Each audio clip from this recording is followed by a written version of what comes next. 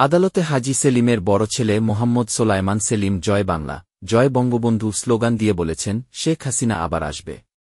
বৃহস্পতিবার ১৪ নভেম্বর বিকেলে চকবাজার মডেল থানার হত্যা মামলায় ১০ দিনের রিমান্ডের আবেদন জানিয়ে সোলায়মান সেলিমকে ঢাকার চিফ মেট্রোপলিটন ম্যাজিস্ট্রেট সিএমএম আদালতে হাজির করে পুলিশ।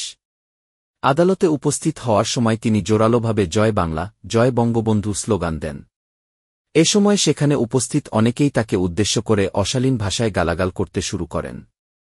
তবে আদালতে মূল নথি অনুপস্থিত থাকায় রিমান্ডের শুনানি পরবর্তীতে অনুষ্ঠিত হবে বলে মেট্রোপলিটন ম্যাজিস্ট্রেট আওলাদ হোসাইন মোহাম্মদ জোনাইদের আদালত আসামিকে কারাগারে পাঠানোর নির্দেশ দেন। পরে আদালত থেকে বের হওয়ার সময় সাংবাদিকদের উদ্দেশ্যে সোলায়মান বলেন, শেখ হাসিনা আবার আসবে।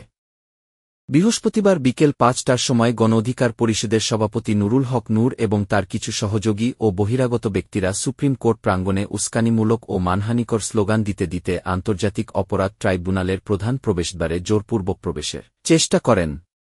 পরে ট্রাইব্যুনালের নিরাপত্তায় নিয়োজিত আইনশৃঙ্খলা বাহিনীর সদস্যদের বাধার সম্মুখীন হয়ে নুরুল হক নূর তার দলের সদস্যদের নিয়ে ট্রাইব্যুনালের গেটে একটি সংবাদ সম্মেলন আয়োজন করেন।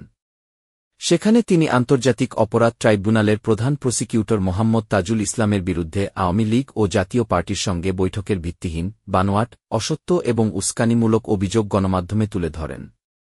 তার এই উদ্দেশ্যপ্রণোদিত মিথ্যা অভিযোগগুলি ইলেকট্রনিক মিডিয়ায় প্রচারিত হয়।